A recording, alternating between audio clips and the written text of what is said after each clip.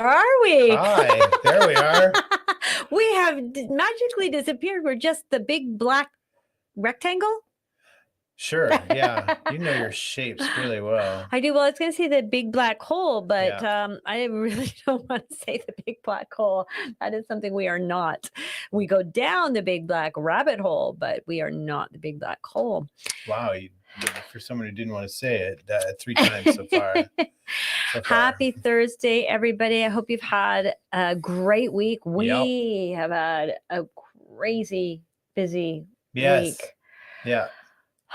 Yeah, preparation under the H under the eyes. And to keep the eyes from getting puffy because we're so tired right now. You still look beautiful, baby. I know I do. Yeah, you don't need to tell me these things.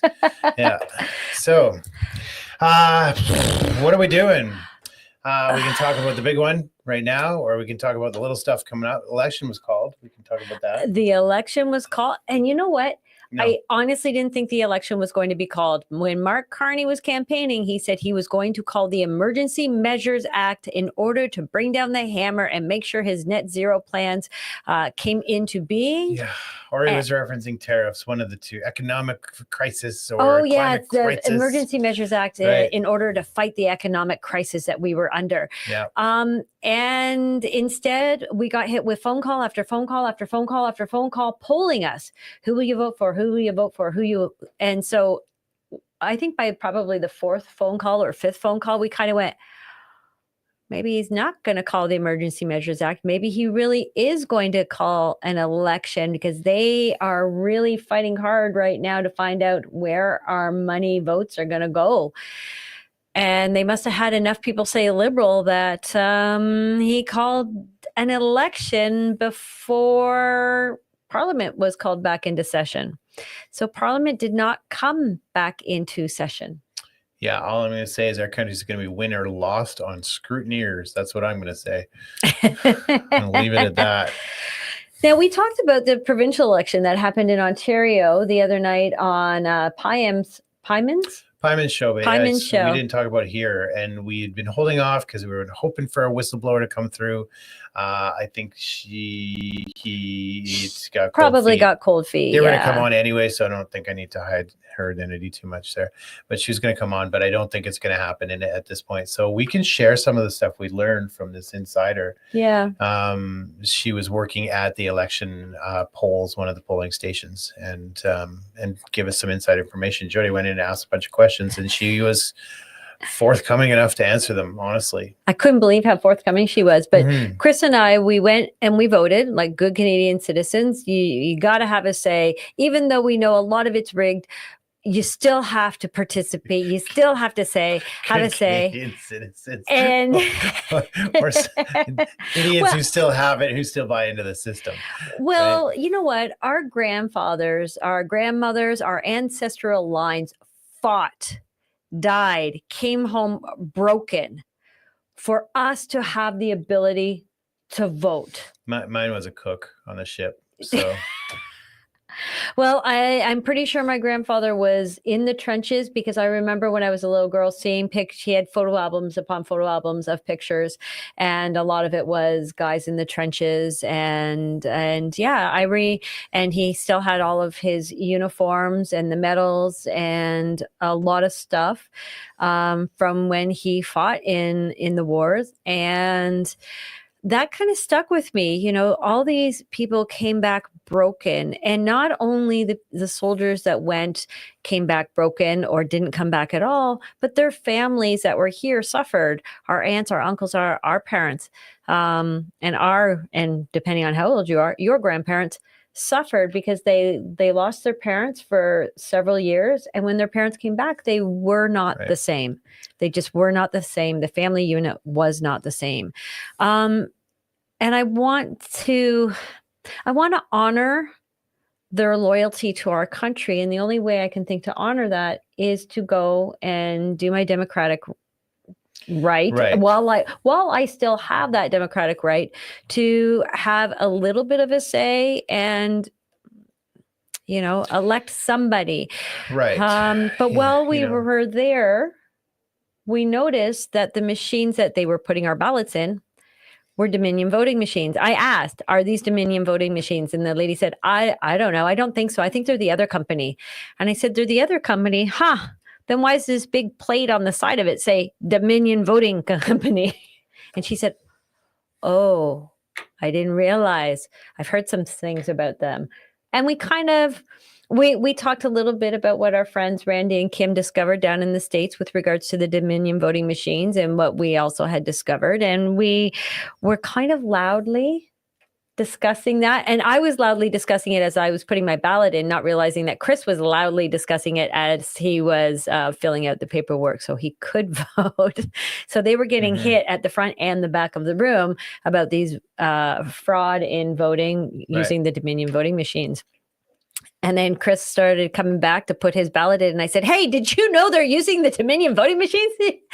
And, you know, the guy that was at the table that you were talking to, he jumps up from the table and he comes running right over because people are coming in as we're discussing the fraudulent Dominion voting machines a little too loudly for his comfort.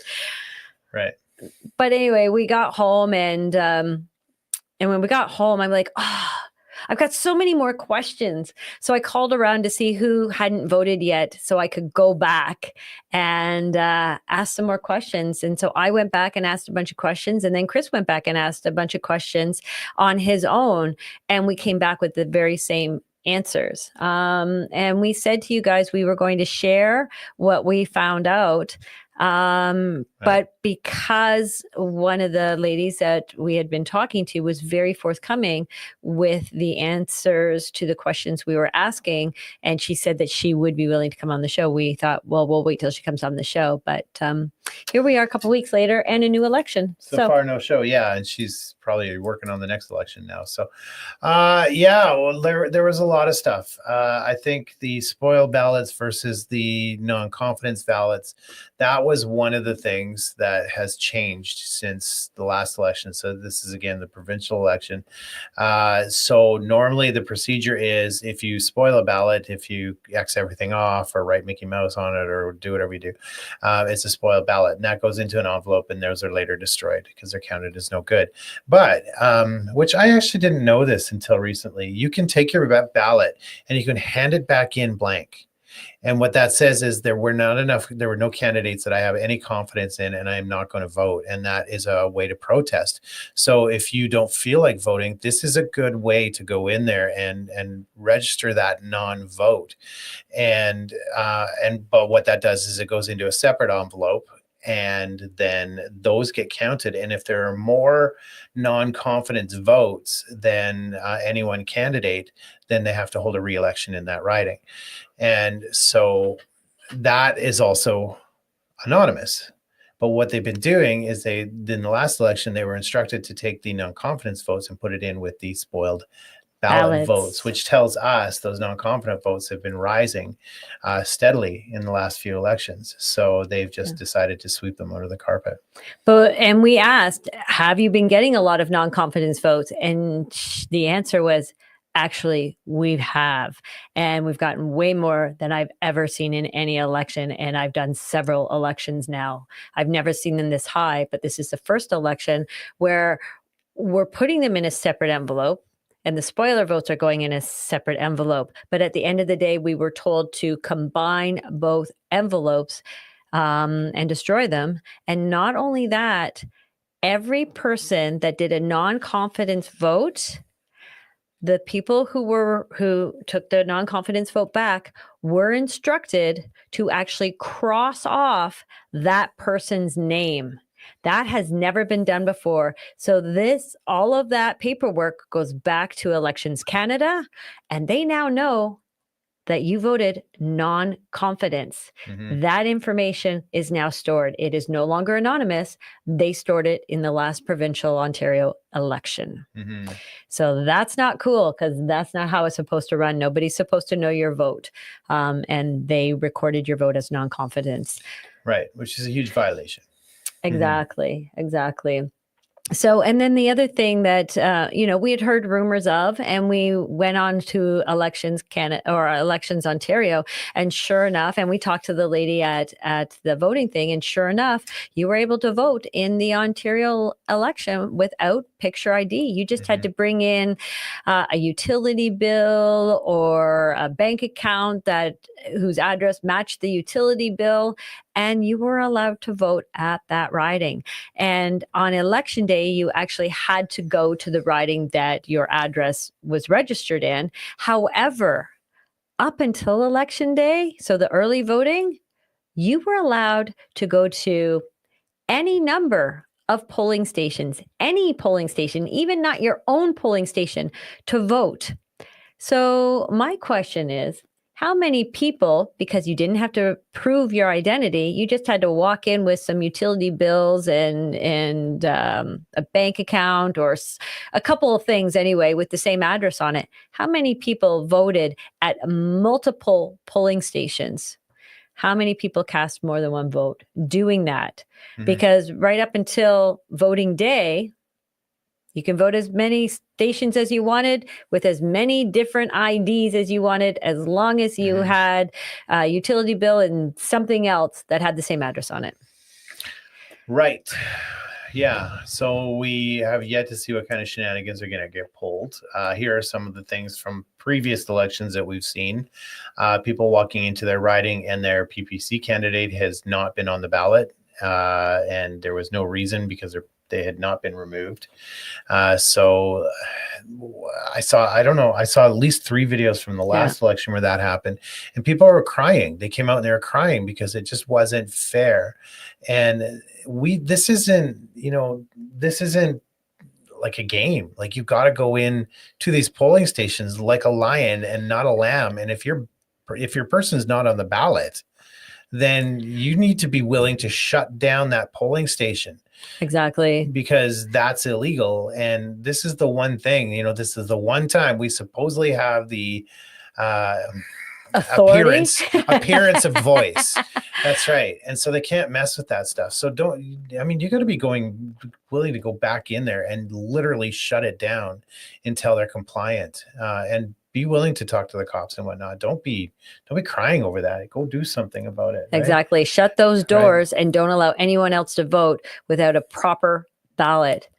Oh, and the Right. other thing that was shared with us is, did you know your ballot in the last Ontario provincial election was actually a QR code? Mm-hmm. And the machine reads the QR code. And that's how your vote was tabulated, as per the QR code. And the only thing that I believe that they checked, or maybe there was more that they checked, but they were checking to make sure that the number of ballots in the machine matched the number of ballots that the machine recorded, and I think the number of voters that they had on their sheets. I think that's what she said. It was like a triple thing. Mm-hmm. But that QR code ballot, the machine reads the QR code, and that's how it tabulates your vote. And she was saying that if somebody by accident touched the edge of the black QR coding that was around it, the scan code, the barcode, if you happen to touch that with your pen or whatever, that also spoiled your ballot. It wouldn't count your ballot. So my other question is okay, so if it's a QR code, we don't speak computer talk. You have no idea. I have no idea what exactly that computer tabulated as your vote, because it's a computer code. So you may have voted for John Smith, but that QR code might actually be coded to read Tanya Reeve. So I'm saying there are some major issues going on with our voting systems. And typically, our federal election, there typically is no voting machines. It is typically, put a pen mark on your ballot, and it's a paper ballot that goes in a box. It doesn't go through a machine typically, but who knows what they're doing this time.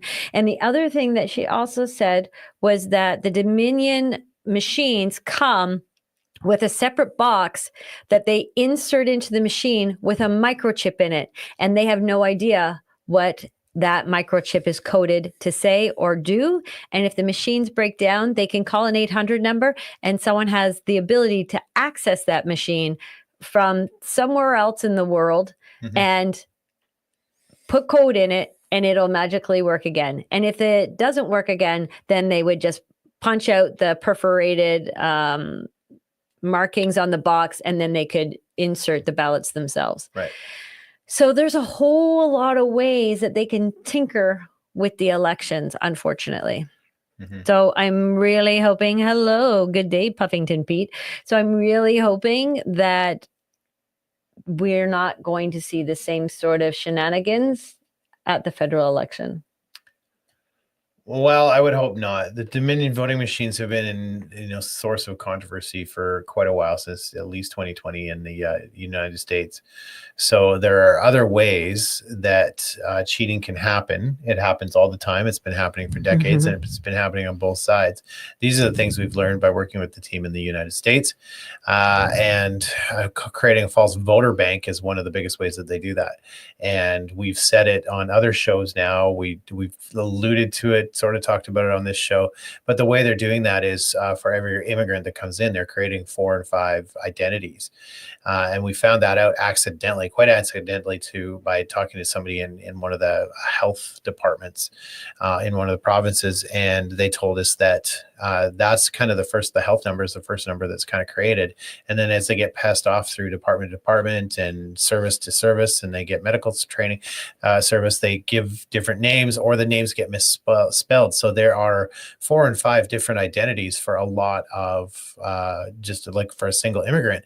And so they have one person in every province that is their job is to consolidate all of those health card numbers. That's into one person. That's just one person for how many millions of immigrants. So there's one in every province. Yeah. So I said, could they potentially use this to create false identities? And they said, absolutely they could. And then we started talking to other people in other provinces that work in the government. And we said, is this a thing? And they said, yeah, it's like an open secret. We all know that false identities are being created every day. They know that. And then I talked to the head of one of the parties and caught him off guard. And I said, they're doing this. And he nodded and he said, yeah, I know they're doing that. And then vamoosed it out the door. So this is a thing. So this is what we know is the core of election fraud starts with creating false voters, and then they draw from these false voter banks to top up the numbers as needed, and that's how it's done. Yeah. So we know elections are rigged a lot of the times, and we know that we've got a giant Borg uniparty happening. And at the end of the day, each election, typically, because Canadians and humans tend to be people of pattern, and they tend to vote the same way over and over and over again. Most people don't even know who it is they're voting for. They're just voting for a color, hence the Borg party, blue, orange, red, green. In case you didn't know what Borg is, that's your Conservative, your NDP, your Liberals, and your Green parties. I like to refer to them as the Borg. Because they're all taking, none of them actually represent their ridings. Because Canada institutes a whip system in our government, and it's very widely known that it's a whip system, when they go into voting, they are told by their whip how to vote or who to vote for. It's very rare that they get an occasion where they're allowed to vote with their conscience. Right. Every major bill, they're told how to vote. So when you think you're voting for a representative in your riding, you're really not, unless you're voting for a party that doesn't institute the whip. I believe the PPC party is one of those. I believe the New Blue party provincially and the Ontario party provincially. The CHP party, which is smaller. Yeah. Yeah. And the Libertarian party, they don't institute the whip. And if you're voting for an independent, guaranteed there's no whip unless you count the people as the whip, because an independent, their job doesn't doesn't depend on doing what the whip says or what the party leader wants them to do. Their job really truly depends on what the people want them to do, because the people won't vote them back in next year, and nobody is going to fix an election to keep them in as an independent, because independents have really strong voices, or they can potentially have a very strong voice in the parliament, because nobody's there dictating to them how to vote or what bills they can introduce on the floor or what to say during question and answer period. So an independent has free range. And not only that, an independent has the power to use the legacy media however they want. So an independent can really whistleblow or really truly keep people up to date on what's actually going on in the House and what it means to them. They have the power to use that CPAC room anytime they want. So if you really truly want your voice heard in Parliament, you really truly want to know what's actually going on in Parliament, what those bills actually say that they're voting on, vote an independent in, because they Right. can tell you. And if you're in the Northumberland area and you're looking for a really good independent to vote for, well, we have an independent for you who's not officially a candidate yet. No, I'm not a candidate yet. No. But when we said we've been busy this week, it's because we've been busy capturing signatures from those in the Northumberland Clark riding. And yes, they did just literally recently, like within the last couple of weeks, change our riding name from Northumberland Peterborough South to Northumberland Clark. So if you're in the Northumberland Clark area, Chris and we had a team of amazing, loyal Canadians that were out there pounding the street. I want to say thank you, Joyce and Jody and Amber and Larry, Tim, Anya, Marcy. Thank you so much for getting out there and taking the initiative to get signatures so that I could file my nomination papers tomorrow. And if all goes well and all those signatures pass, then you may see some election signs go up with the Ledgerwood name on it. That is the plan. That is the plan. You're going to be gone this week. We'll talk about that later. There's so much going on. It's hard to narrow down what to look at sometimes. The judicial system seems to be captured. The penal system seems to be captured. The police system seems to be captured. Helen Gruce, that's one of the big ones that happened this week. Helen Gruce, she, as you know, I'm sure that everybody has been following that story. Helen Gruce started investigating an excess amount of deaths when it came to babies, and that department, this is the Ottawa Police Department, that department had already told their investigators that if anything looks suspicious around a vaccine, you are not to talk about that. You are not. And they were under strict orders. And Helen Gruce went out and started investigating these excess deaths of babies. And the trail led to one place only. Yeah. And then she immediately got the hammer fall. And it would take us an hour to go through all of the things that happened, but she's from illegal wiretapping to direct threats, all illegal. And she's asked her internal affairs and all sorts of other departments to investigate, because police were openly breaking the law within her case and emailing her and phoning her and threatening her to shut up, which is of course highly illegal. And then the decision just came down. That what she did was inappropriate and wrong, and she broke police procedure. Gross misconduct of a police officer is what she was found guilty of. That's right. So to put that into perspective, the other case that we've heard of now of gross misconduct from a police officer involved a police officer getting drunk and then driving his police car and hitting a civilian. And I forget what happened after that, but he did one more thing after that. There was, he left the scene of the accident after hitting the civilian. Instead of getting the civilian help, he left the scene of the accident because he was drunk. Right. And what was his charge? And in his unidentified police car. Right. And he got 1 year, what was it? He got Demoted demoted. 1 rank demotion is for a what he year. got Yeah. for 1 year. Right. And so the other thing most people don't know is that the police union defend police. So for legal cases, they defend the police.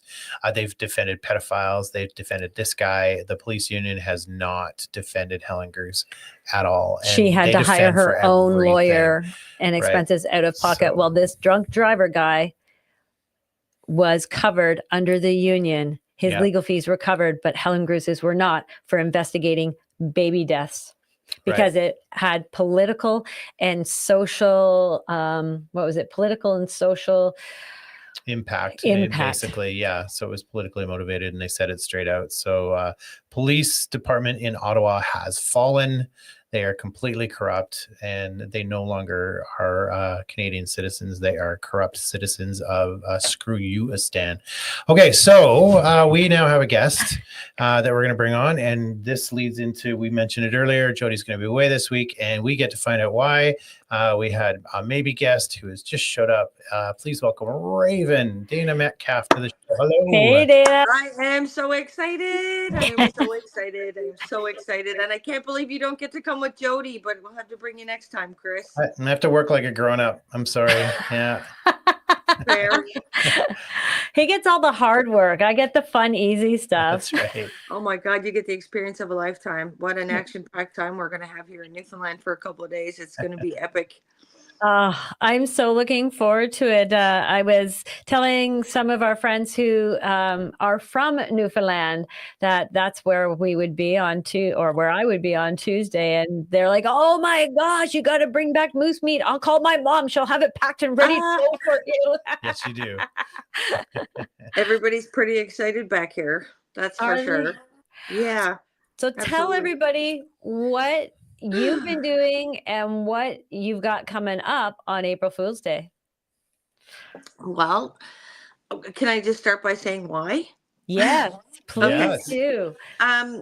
So, we've gone through the last 5 years. It's been pretty crazy and turbulent for people, whether it's vaccine mandates, education, municipal changes. I'm sure you've talked lots about the WEF agenda.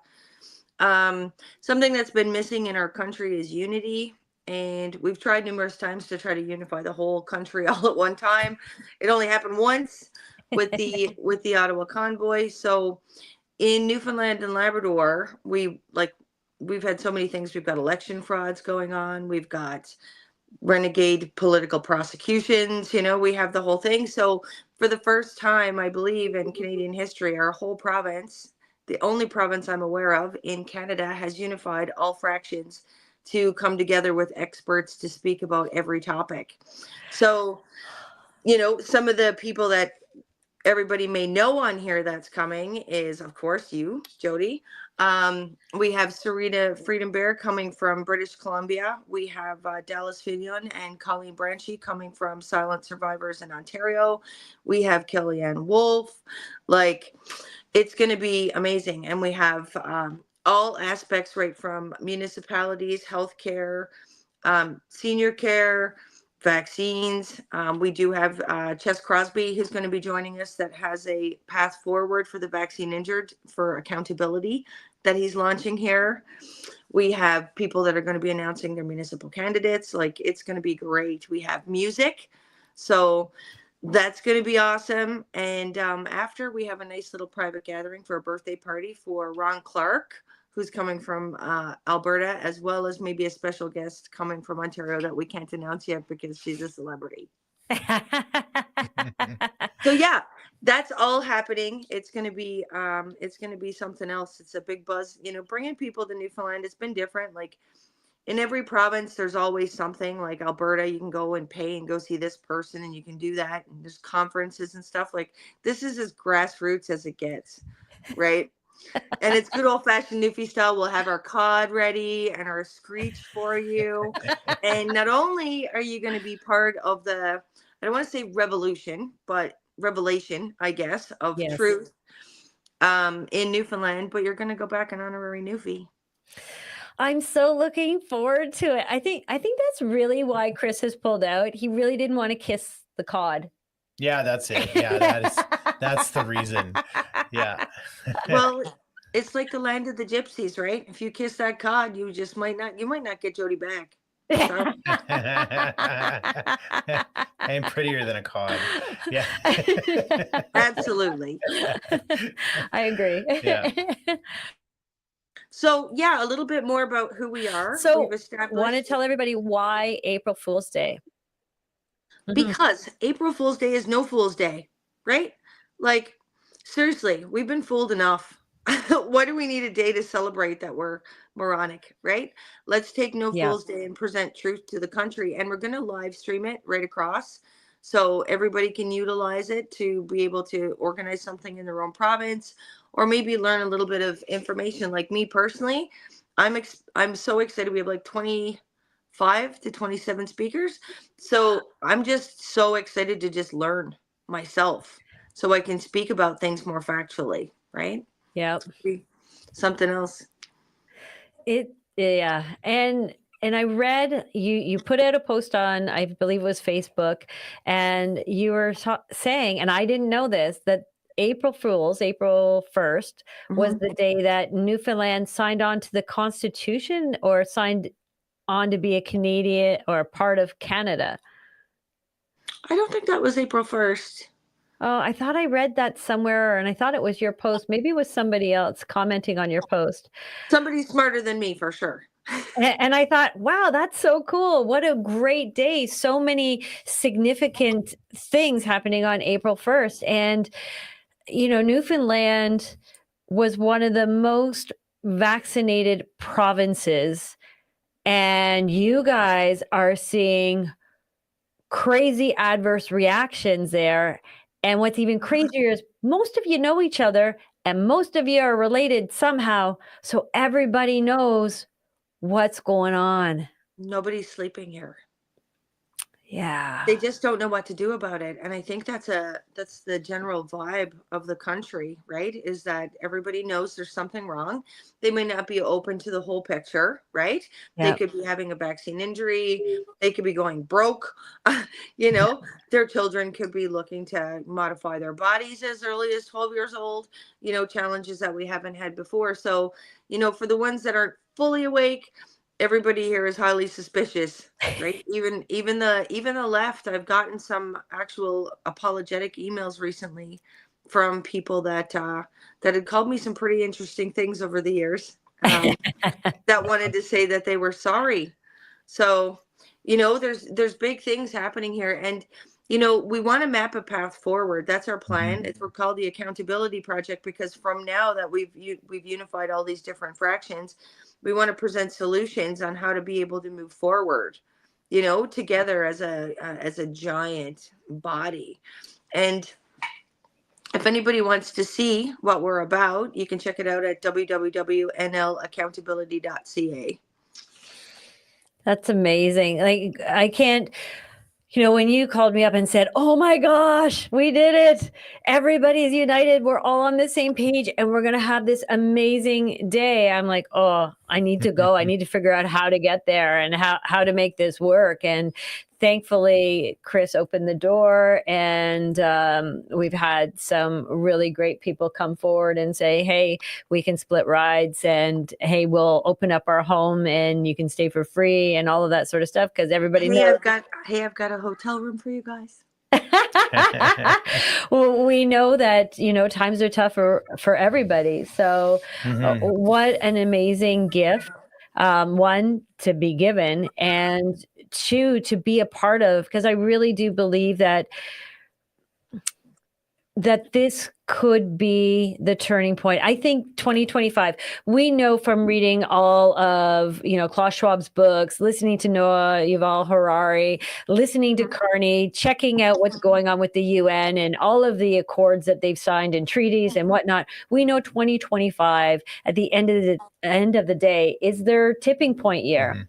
This is the year that things are going to change. And I really want to believe that Canadians have the ability and the power, and hopefully it's this year that we find the power within to actually stand up, be brave, and not be afraid to demand change for the better, instead of allowing the UN, NGO, bankers to just steamroll over us. So I know that that's their plan for this year, but I'm hoping that Newfoundland will be the beginning of of our reset. Canadians. Exactly. This is our reset. Listen, it's like this, okay? Like, some of us can find this information more palatable, and some of it is scary for others, right? If you do the math, we're 41 million plus deep in Canada, right? Yes. When the people say no, it's over. I know that's a Chris Guy cliche, but he was never wrong. He's never wrong. He was never wrong about that. So, you know, if we create, what is it? If we have the will to do so, it will happen, right? So here in Newfoundland, it's like, I haven't protested or really pulled down any major events. I've done legal stuff, but I haven't done pull down any major events in a year, because I learned really quickly that yelling at empty buildings is what they want us to do. It only took me like chasing after that like 15,000 times, and you know, before I figured it out. And I was like, oh, we need to step into their arena. Correct. We need to operate like they operate. You know, never underestimate your enemy.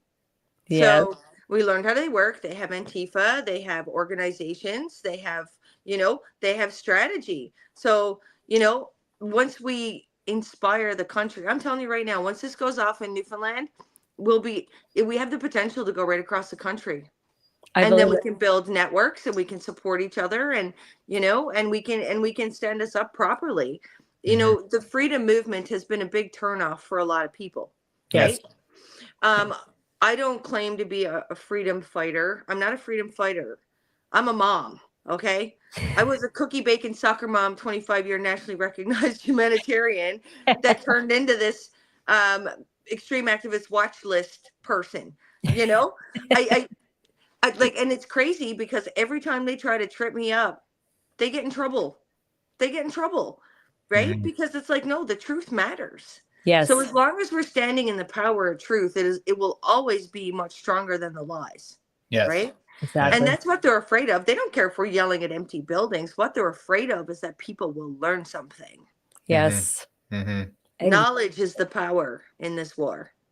That's right. Yeah. And we're dangerously out of options. You know, people think they can go down the road this, you know, like they have in the last 2, 3 years, 4 years, just sitting on the fence and waiting for other people to do stuff. So, you know, hopefully something comes along and saves them from having to get bothered in their daily lives. But we're out of options now. People don't understand exactly how dangerous Carney is. There's a huge potential for voter fraud, and that he'll actually get in.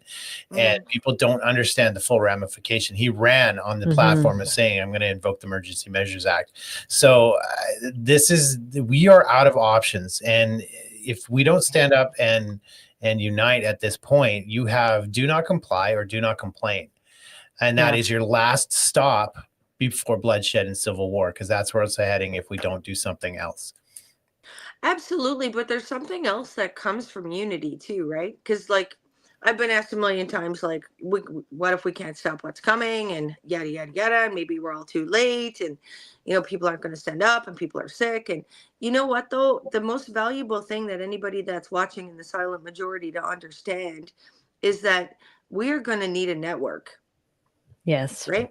We're going to need a network. You're going to need a network of friends. You're going to need to know where to find a doctor. You're going to need to know where to find things, and to be resourceful just in case this goes really bad, you know, in the next little while. So for those of you guys that are watching that have really only engaged through social media and activities, it's a really critical time to get out there and meet like-minded people in your neighborhoods and in your communities, and start to build your network, your support system for, you know, whatever might come. And if not, if we don't win, right? If we don't win, then at least we have some foundation that we can build, because I think fundamentally that the system is going to collapse, right? Yes. Like, we all know that it's like, watching it like it's going down the tracks and it's on fire, just like that movie with Mhm. Denzel Washington. It's so fuck, right? How the hell are we going to stop that shit? But if we can move it, massage it into place, slow it down, Yeah. expose the truth, when it collapses, we might just be the ones that get to rebuild it. Mhm. And that's what Jody's often involved in, and you guys are often involved in, is the solutions and where do we start to rebuild. So all of these things are critical. Yes. Exactly. And we keep saying, if we don't start envisioning what day one of us winning looks like, we're never going to get to day one. Because if you don't have a unified day one goal, then Mhm. how do you strategize to get there? You don't. Well, yeah, of course not. And negativity is fucking stupid, right? Yeah. It's like Right. you can sit down and you can be like, ho hum, this sucks. Like my mom died. All right. So I'm going to tell you guys something very personal and why I have got a fire under my ass that is terrifying to the government of Newfoundland and Labrador, legally and lawfully, of course. Okay. um Myself and my mother and my father are unvaccinated, right? My mom was a very big advocate, just like me. She was my best friend. She was my biggest supporter, and she was my running partner with everything. Okay. Um, and we did everything in our power to try to live clean, be healthy. You know what I mean? Do detoxes, all of that good stuff. And my mom fell sick and got caught up in a very fractured healthcare system, and then she was basically forced to take vaccinated blood. And it caused her to have blood clots within 24 hours. Her hand turned black and she started throwing blood clots to her brain. And this is going to touch everybody. Yeah. This is going to touch absolutely everybody. So we either get off our arses, as they would say here in Newfoundland, and try to do something about it, or sit at home and admit defeat. And Mhm. Yeah. by being negative, we're only giving them more power. Mhm. Like everything that they could possibly do to make us stupid, like give us CBC, do their whole behavioral modification plans with Impact Canada. Like there's a whole team. We have to understand the dynamics of what's happening. And for people that are watching, there's a whole team of behavioral scientists. I seriously, if you Mhm. look up Impact Canada, Yeah. there Mhm. is at least 25 behavioral scientists that design our television, you know what I mean? Our Mhm. Yes. advertising and all of these things. So we have to tell them no. We have to program ourselves with the good stuff and we have to stay positive and we have to go kick ass. It's really that simple. It's either kick ass or admit defeat. Exactly. I'm Are not you a ready to admit. defeatist? No. Right? Yep. Don't No. be a defeatist. That's it I exactly. We all have the power and we all have the gifts. We all have the skills. And so many people say, but I'm just one person. What can I do? Well, I tell you what, you can be a mobile billboard right on your vehicle messages. Mhm. You can pick up the phone and talk to your friends when you're paying for your groceries. Talk to that grocery clerk and inform her or educate her, ask her questions. What can Mhm. you do? You've got a voice. It is super powerful. And that is so the reason why they locked us down and kept us separate, because they know how powerful our voices are when they come together. Mhm. Absolutely. I totally agree that's why it's so scary when people put off events like we've got coming. You know? It's like, okay, if they intervene, how like what are they arresting us for telling the truth? Right? Right? Mhm. Like this Mischief. when do we get to a place where the truth is a weapon, and Exactly. we're punished for that. So, I think too, a lot of people out there believe that they have to be like us, right? Yeah. Like they think that standing up means like doing the roles that, you and Chris do. And Yeah. that's not it. We all have our different roles to play. Every one of us, Mhm. whether it's simple things like like you said, marking something on your car, educating your friends, talking to your people in your church, you know, Yeah. everything matters. And they don't have to feel like they need to, all of a sudden get their phone out and start bitching on Facebook, right? Or wherever they're going, you know? No, exactly. For some people, it's writing letters or petitioning or getting out on the streets with a sign and talking to people on the street or marching the streets. And for other people, it's research. And for, Yeah, we said it the other day, just being joyful and happy is an act of rebellion at this point, because Mhm. that's what they're trying to suck from you. So you said it, start meetings, start building network, a monthly potluck, understand the power of potluck, invite people into your home, start talking. You don't have to be confrontational. Encourage your Right. friends to take their money out of the banks, get them primed and ready, plant Mhm. seeds about doing tax strikes, like, and just talk to your friends. It doesn't have to be confrontational. Don't have to do big things. Find out what you're good at and do that, and Yeah. it's not hard, but you gotta start. You gotta just get out there and start. Yeah, because it's going to be everybody for themselves. Like these Yeah. Correct. resources are not going to be available, right? Yes. Exactly. That's what I see. Like we're in Newfoundland right now. There's a 24-hour wait list for the hospital sometimes, and we Mhm. just had a $50 million cutback in healthcare, and then we had a whole pile of nurses that just graduated, but this province kept the foreign workers, and are pretty much our nurses are looking for employment in other parts of the country. So understanding your body, how it works, that's one of the things, understanding different foods and herbal remedies out there to keep Mhm. your body healthy. That's another thing you can do. Um, Getting to know your local farmer and people with skills that you don't have in case you get cut off from society at some point in time. And we know that the digital ID is coming down. We know the control mechanisms with the social credit score and the carbon credit score is coming down. And so at some point in time, you're either going to have to give up your biometrics in order to participate in society, or you're going to have to know or have your own community to be able to survive until everybody decides that they've had enough of the control mechanisms and the surveillance that we're currently under. And when that happens, then who knows? But I'd like to see it come to an end before it even gets there. And Yes, exactly. The further down the rabbit hole we go, the harder it is to get back out. And we're pretty far down. You yeah, know, my thoughts are is if we're not at least got some forward moving motion by the fall, if we stay where we are without any further intrusion into our stuff, yeah, we don't have a lot of time anymore. It is the 11th hour, but it's not the 12th hour, Right. right? exactly. Right. There is Right? time. Yeah. Yes, absolutely. Because like Mhm. Canada is, the Trump syndrome stuff is insane, right? Like Oh, I can't even get into it. I'm like, we have independent candidates popping up all across this country. You yes. know, people think that not voting is better than voting.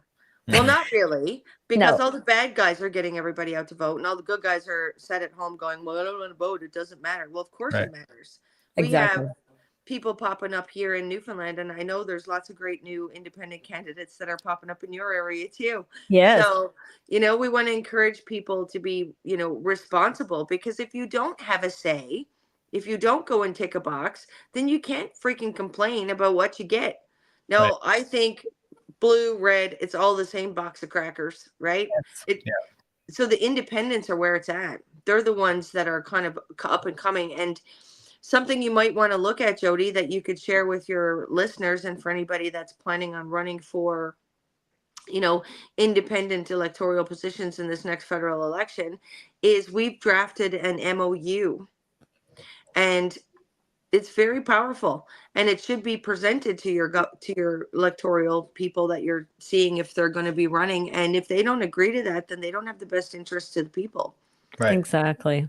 And right? I keep hearing, well, you're going to split the vote. You're going to split. And I keep saying, well, one, you can't vote for everybody. So as soon as you cast a vote, you're splitting the vote. But if you're casting a vote for the Borg, you haven't split any votes because they're all the same and they're all running under the same agenda. So you haven't split any votes by throwing a vote in one of those four boxes. But you will be splitting the vote in your favor if you vote for an independent. And people keep saying, oh, but an independent isn't part of a party, so they've got no power in parliament. And I'm like, well, if you think they have no power in parliament, then you don't understand how parliament works. Because Exactly. one, An independent is now an MP. She's got access to the legacy media. They're going to report on what they're doing and what they're saying. They've got access to CPAC every single day, and they've got to report on that.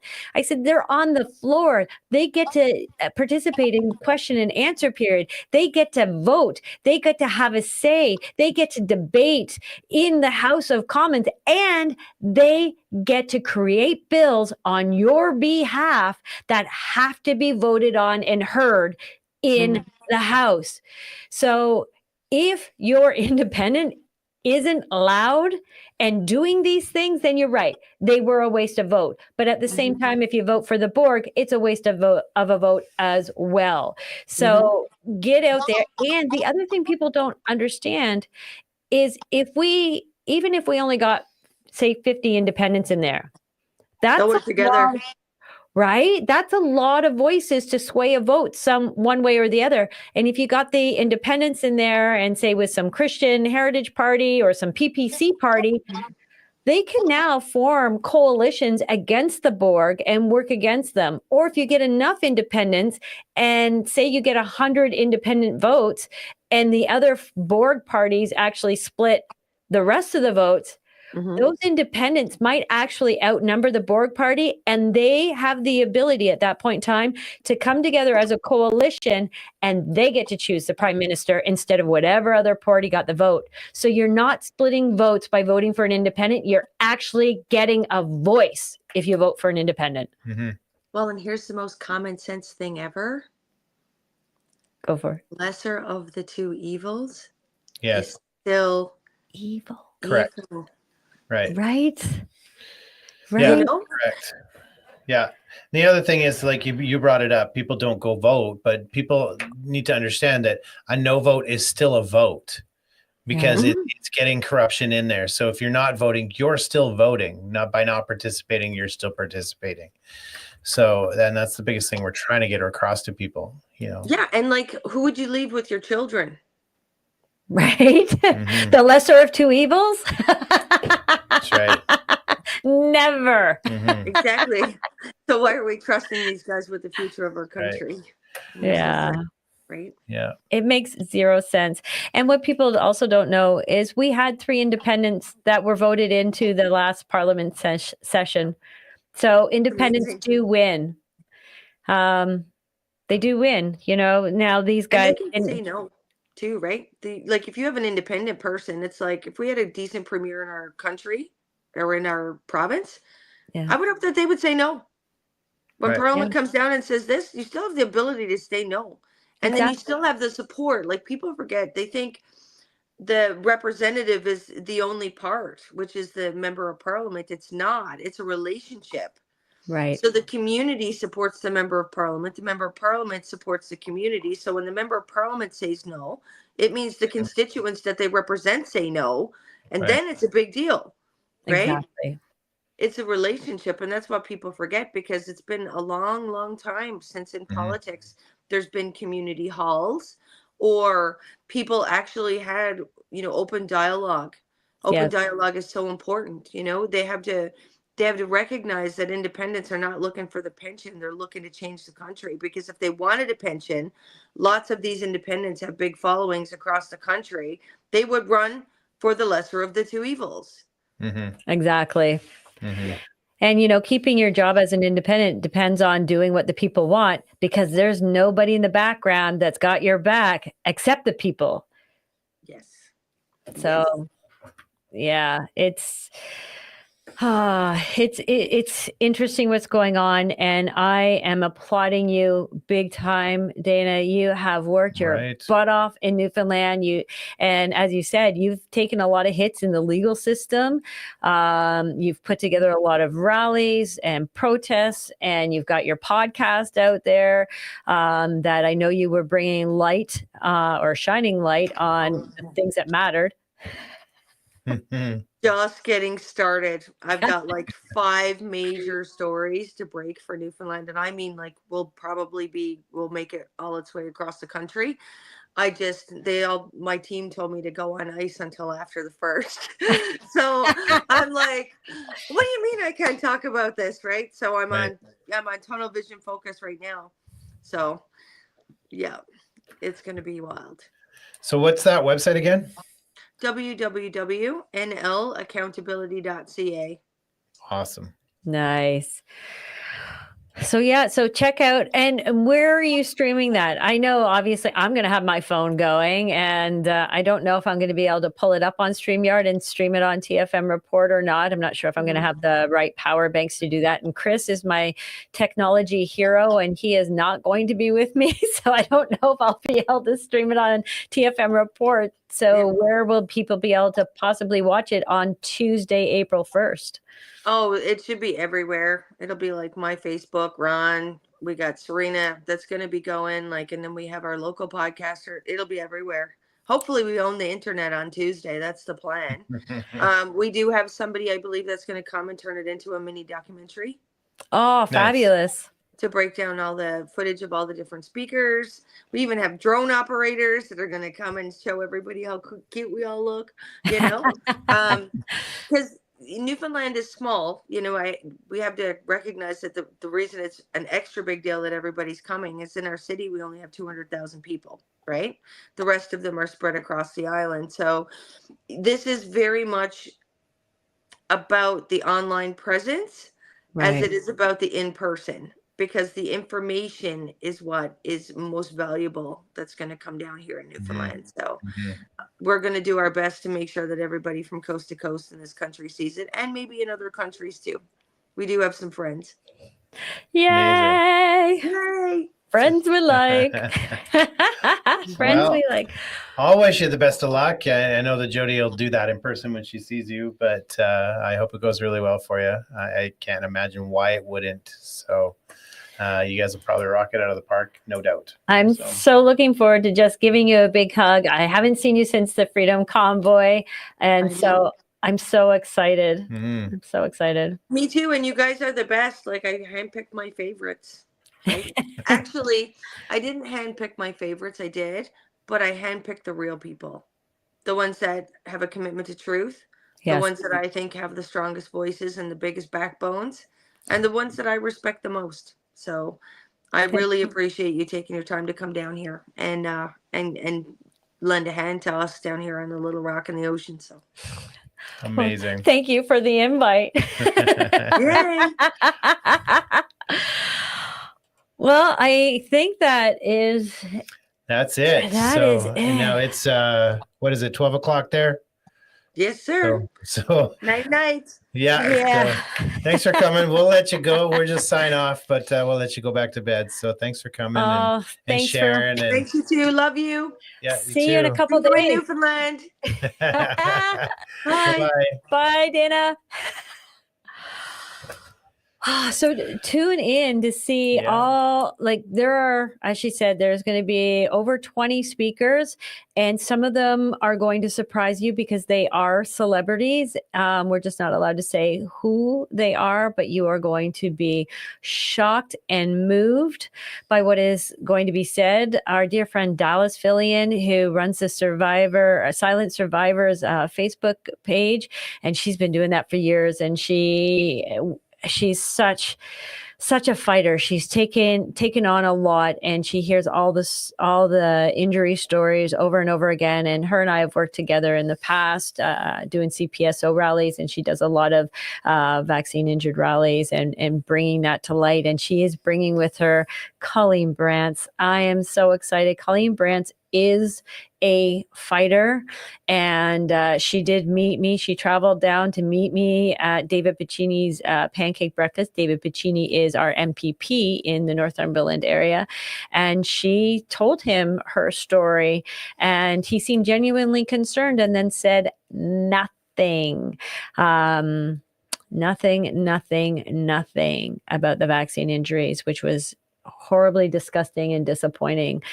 So I'm excited that Colleen is feeling sort of well enough, or at least strong enough. I don't know if she's well enough, but she's at least strong enough to make the trip to Newfoundland to share her plight through the medical system and the story of her husband passing and her son also in and out of the hospitals. So I'm really looking forward to seeing all these brilliant women and the drive down. And we didn't talk about it, but we were going to just mention the other case. Nah, I think we'll Pass on yeah, that? we're almost at the hour. So Okay. we've got speaking of accountability projects, there's another accountability project going on with Vincent Gerses and a whole bunch of other people, a lot of names that you've known. They are doing a civil suit against specific people like Justin Trudeau, Chrystia Freeland. They're taking on the actual people and not the Yes. parties and not the government with the Emergency Measures Act civil suit. They are heavy into money at this point, and they just had a slight loss, I think, with Anti-Hate Network. Anti-slap. Yeah, they had Yep. an anti-slap with the Anti-Hate Network, and so they had to deal with that. And so they're raising money. So if you're in the London, Ontario area, Friday, April 4th, then head on over to, let's see. It doesn't say. So they're going to have a fundraiser that day. We'll put that up in the description in Rumble. There's a Facebook link that we can put out as well. Also email us and check that out. But you can check our Facebook, our Rumble page here, and we'll put the description and the link over to the Facebook page, and you can go there from there, and you can go join a whole bunch of people for dessert and help fundraise for this. This is one of those important court cases. Yes, it's. I think there's over 20 plaintiffs, and every single one of them had their bank accounts frozen over donations to the Freedom Convoy. So they are suing the specific people, not the government, not the taxpayers, but the specific people and their own personal bank account. So it's another one of those lawsuits to get behind, because we know that this may happen again in the future, and the only way to stop it from happening in the future is to set precedents that this is not how you use your government powers, by shutting down innocent Canadians for supporting a cause that they believe in. Right. So if you're interested, you can email Giselle at that email address there, gbarabo10@gmail.com. You can get all the details there. It's going to be at least a really great time of desserts and coffees and just people getting together and talking about their experiences. So breaking bread. Yeah. So we will not be on next week. So next Monday and Thursday, I don't know, are we going to put up some reruns, or are we just going to take the week off? Yeah, you're going to be away. So that's going to be lots of time for me to actually get some work done, because you are the great distractor.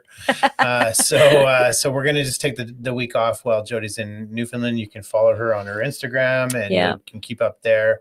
I'll definitely be going and see what's going on, who we're with.